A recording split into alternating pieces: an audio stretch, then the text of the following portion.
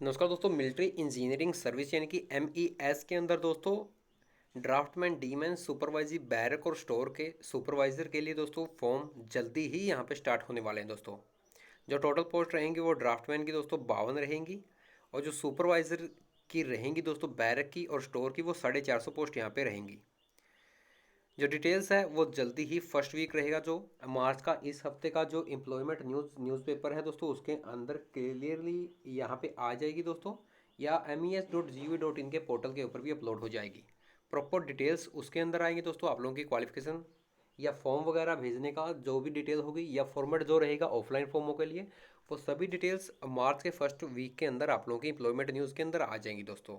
ठीक है, वो भी मैं आप लोगों के लिए पोस्ट कर दूंगा, डिटेल्स नोटिफिकेशन आने के बाद भी पोस्ट कर दूंगा। अभी शॉर्ट नोटिस ही दोस्तों आया है।